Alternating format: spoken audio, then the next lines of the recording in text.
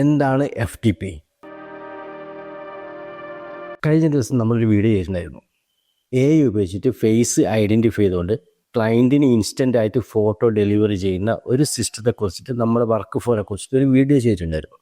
അതെന്താണെന്ന് വെച്ചാൽ ഫോട്ടോമാൾ എന്ന ഒരു ആപ്ലിക്കേഷൻ്റെ ബ്രാൻഡ് പ്രൊമോഷൻ്റെ ഭാഗമായിട്ട് നമ്മൾ ചെയ്തൊരു വീഡിയോ ആണ്. അപ്പോൾ ഈ വീഡിയോ ചെയ്ത ശേഷം എന്നെ നേരിട്ടിട്ടും അതുപോലെ ഫോട്ടോമാളിലേക്ക് ഒരുപാട് ആൾക്കാർ വിളിച്ച് സംശയം ചോദിക്കുന്നുണ്ട്. അതായത് അതിനകത്ത് പ്രധാനപ്പെട്ട കാര്യം എന്ന് വെച്ചാൽ FTP എന്താണ്, FTP എങ്ങനെ ട്രാൻസ്ഫർ ചെയ്യുക, ഇൻസ്റ്റൻറ്റ് മൊബൈലിലേക്ക് എങ്ങനെ ട്രാൻസ്ഫർ ചെയ്യുക എന്നുള്ളതിനെ കുറിച്ചിട്ടുള്ള ഒരുപാട് ആൾക്കാർക്ക് ആശങ്കയായിട്ട്.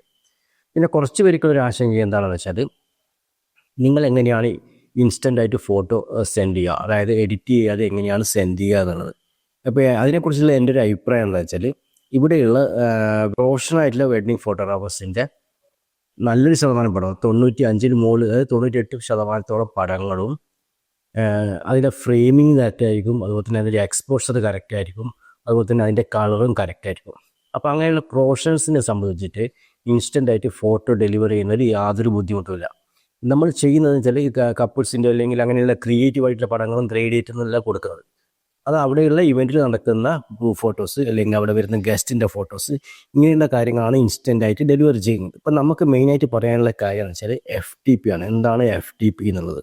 FTP അല്ലെങ്കിൽ ഫയൽ ട്രാൻസ്ഫർ പ്രോട്ടോക്കോൾ എന്ന സംവിധാനം വെബ് ഹോസ്റ്റിങ്ങിലും അതുപോലെ തന്നെ ഇൻ്റർനെറ്റിലൊക്കെ ബൾക്കായിട്ട് ഫയൽ ട്രാൻസ്ഫർ ചെയ്യാൻ, ഹെവി ആയിട്ടുള്ള ഫയലുകൾ ട്രാൻസ്ഫർ ചെയ്യാൻ വേണ്ടി ഉപയോഗിക്കുന്ന ഒരു സിസ്റ്റമാണ് FTP എന്നുള്ള സിസ്റ്റം. ഇതേ FTP സംവിധാനം നമ്മുടെ പ്രൊഫഷണൽ ക്യാമറകൾ ഉൾപ്പെടുത്തിയിട്ടുണ്ട്. ഇപ്പോൾ ഉള്ള ഒട്ടുമിക്ക ക്യാമറകൾ ഈ FTP സംവിധാനം ഉൾപ്പെടുത്തിയിട്ടുണ്ട്. ഇങ്ങനെ ഉൾപ്പെടുത്തിക്കൊണ്ടുള്ള ഗുണം എന്താണെന്ന് വെച്ചാൽ നമുക്ക് ക്യാമറയിൽ നിന്ന് ഷൂട്ട് ചെയ്ത സമയത്ത് തന്നെ ഇൻസ്റ്റൻ്റായിട്ട് നമുക്ക് നമ്മുടേതായിട്ടുള്ള സെർവറിലേക്കോ അല്ലെങ്കിൽ നമ്മുടെ ക്ലൗഡ് സ്പേസിലേക്കോ ഉടനെ ഫോട്ടോസ് സെൻഡ് ചെയ്യാൻ പറ്റും. പ്രസ് ഫോട്ടോഗ്രാഫേഴ്സ് അല്ലെങ്കിൽ വൈൽഡ് ലൈഫ് ഫോട്ടോഗ്രാഫേഴ്സിനൊക്കെ അവരുടെ ഈ ക്യാമറയെക്കാട്ടി അല്ലെങ്കിൽ അവരുടെ കാർഡിനെയും കാട്ടിയും ഒക്കെ മൂല്യം അവർ ഷൂട്ട് ചെയ്യുന്ന ഇമേജുകൾക്കായിരിക്കും. അപകടകരമായുള്ള സ്ഥലങ്ങളിലൊക്കെ വർക്ക് ചെയ്യുന്ന സമയത്ത് അവർക്ക് ആ ഇമേജിനെ പ്രൊട്ടക്റ്റ് ചെയ്യാൻ വേണ്ടിയിട്ട് ഷൂട്ട് ചെയ്ത ഉടനെ തന്നെ അവരുടെ സെർവറിലേക്ക് അല്ലെങ്കിൽ അവരുടെ ക്ലൗഡ് സ്പേസിലേക്ക് ഈ ഇമേജുകൾ ട്രാൻസ്ഫർ ചെയ്യാൻ പറ്റണം.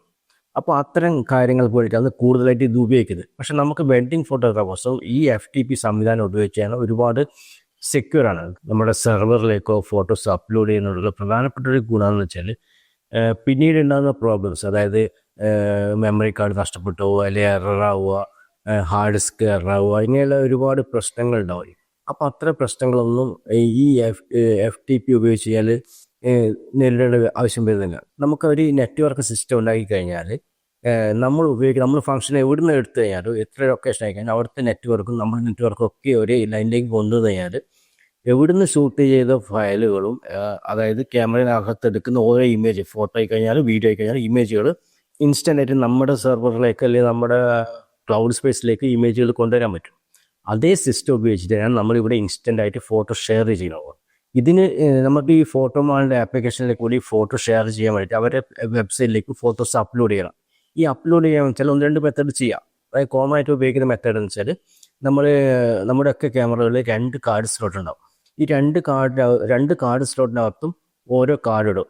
ഒന്നാമത്തെ കാർഡിൽ മെയിൻ കാർഡ്, അതായത് ഹൈ റെസൊല്യൂഷൻ ഇമേജുകൾ മാത്രം സ്ഥിരമായിട്ട് വെച്ചുകൊണ്ട് അവിടെ ഷൂട്ട് ചെയ്യും. രണ്ടാമത്തെ കാർഡിൽ, അതായത് ഫോട്ടോ ലൈവായിട്ട് ഷെയർ ചെയ്യുന്ന സമയങ്ങളിൽ ഈ രണ്ടാമത്തെ കാർഡ് നമ്മൾ ഷിഫ്റ്റ് ചെയ്യും. ഓരോ 5-10 മിനിറ്റ് കൂടുമ്പോൾ ഇത് ഷിഫ്റ്റ് ചെയ്തുകൊണ്ട് നമ്മുടെ ലാപ്ടോപ്പിലേക്ക് കോപ്പി ചെയ്യും. അപ്പോൾ അവിടുന്ന് ലാപ്ടോപ്പ് കോപ്പി ചെയ്തതിന് ശേഷം അത് നമുക്ക് ഇവരുടെ ഫോട്ടോമാളുടെ സൈറ്റിലേക്ക് അപ്ലോഡ് ചെയ്യാം. പിന്നൊരു മെത്തേഡ് എന്ന് വെച്ചാൽ ഈ FTP ഉപയോഗിക്കുക. ഈ FTP സംവിധാനം നമുക്ക് 2 രീതി ചെയ്യാം. അതായത് ഒന്നുകിൽ നമ്മുടെ ക്യാമറയിൽ നിന്ന് FTP ഉപയോഗിച്ചിട്ട് നമ്മുടെ ലാപ്ടോപ്പിലേക്ക് ഫയലുകൾ കൊണ്ടുവരാം, അല്ലെങ്കിൽ നമുക്ക് മൊബൈലിലേക്ക് കൊണ്ടുവരാം. അപ്പോൾ ഈ 2 രീതിയിൽ FTP ചെയ്യാം. അപ്പോൾ ഒന്നാമത് പറഞ്ഞ കാർഡ് കോപ്പി ഇടുകയാണെങ്കിൽ നമുക്കൊരു അസിസ്റ്റൻറ്റിൻ്റെ സഹായം വേണം, അതുപോലെ ലാപ്ടോപ്പ് കൊണ്ടുവക്കണം, അപ്പോൾ അതിന് നെറ്റ്വർക്ക് സിസ്റ്റം ഉണ്ടാക്കി കൊടുക്കണം. അപ്പോൾ അങ്ങനെയുള്ള ചെറിയ പ്രശ്നങ്ങളുണ്ട്. പക്ഷേ എന്നാൽ അതിന് ഒരുപാട് റിസ്ക് കുറവാണ്.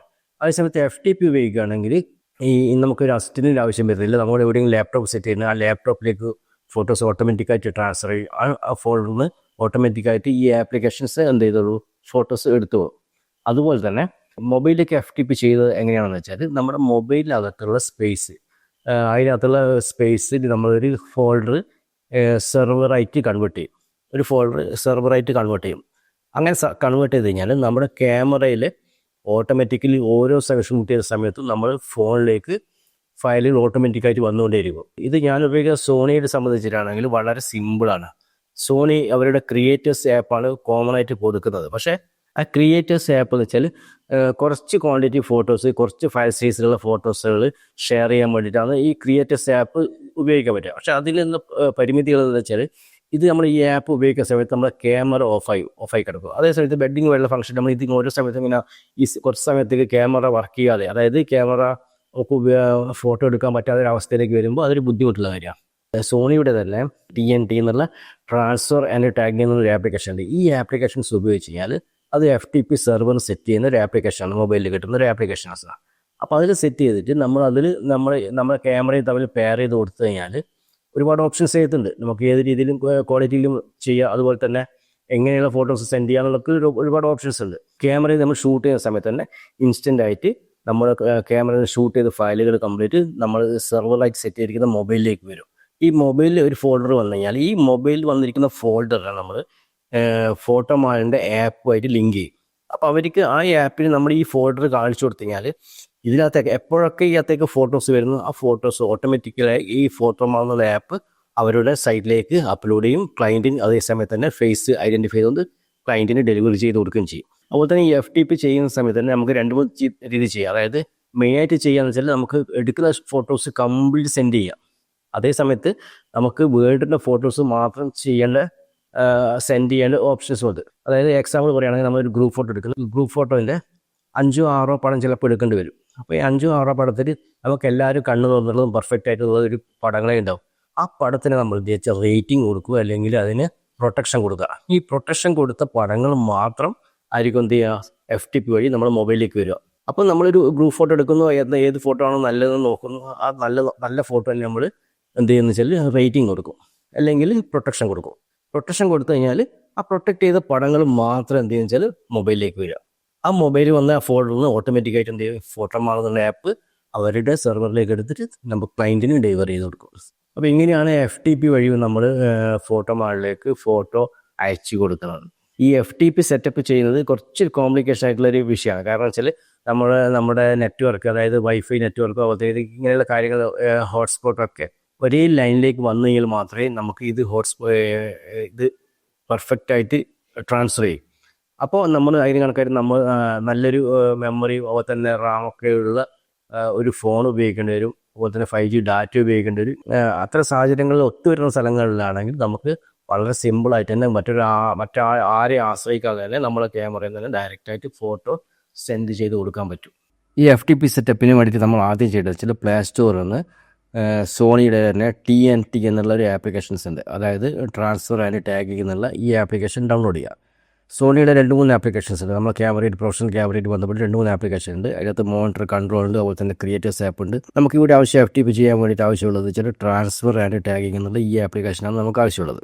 ഇത് ഡൗൺലോഡ് ചെയ്തതിന് ശേഷം സെറ്റപ്പ് ചെയ്തതിന് ശേഷം പോർട്ടബിൾ ഹോട്ട്സ്പോട്ട് ഓൺ ചെയ്ത് കൊടുക്കണം. ഹോട്ട്സ്പോട്ട് ഓൺ ചെയ്തതിന് ശേഷം ഈ ആപ്ലിക്കേഷൻ നമ്മുടെ ക്യാമറയായിട്ട് സിങ്ക് ആയിക്കോളും. ഇത് ചെയ്യുന്ന സമയത്ത് തന്നെ ക്യാമറ ഓൺ ചെയ്ത് അതിനകത്ത് FTP ട്രാൻസ്ഫർ ഓൺ ചെയ്ത് വെക്കണം. ആ സമയത്ത് തന്നെ നമ്മൾ ക്യാമറയും മൊബൈലും ഈ ആപ്ലിക്കേഷനായിട്ട് സിങ്കായി കിട്ടും. പിന്നെയുള്ളതെന്ന് വെച്ചാൽ ഇതിൻ്റെ സെർവർ സെറ്റപ്പാണ്. സെർവർ സെറ്റപ്പ് ഈ ആപ്ലിക്കേഷൻ തന്നെ നമുക്ക് അതിൻ്റെ host name, port number, user name, പാസ്വേഡൊക്കെ ഓൾറെഡി സെറ്റ് ചെയ്തിട്ടുണ്ട്. ഇത് നമ്മൾ ക്യാമറയിലേക്ക് റൈറ്റ് ചെയ്യണം. ക്യാമറയിലേക്ക് മാനുവലി ചെയ്യുക. അതുപോലെ തന്നെ ഈ ആപ്ലിക്കേഷൻ ക്യാമറയായിട്ട് സിങ്ക് ആയിട്ടുണ്ടെങ്കിൽ automatically right to the camera കൊടുത്തു കഴിഞ്ഞാൽ ഓട്ടോമാറ്റിക്കലി ഈ സെറ്റപ്പ്, ഈ ഹോസ്റ്റ് നെയിം കാര്യങ്ങളൊക്കെ ഏത് ക്യാമറക്കകത്ത് റൈറ്റ് ചെയ്തോളും.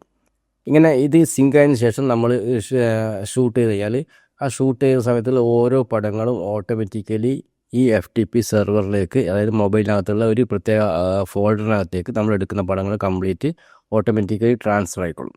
അതിന് ശേഷം എന്താ വേണമെന്ന് വെച്ചാൽ ഫോട്ടോമാളിൻ്റെ ഈ ആപ്ലിക്കേഷൻസ് ഓപ്പൺ ചെയ്യുക.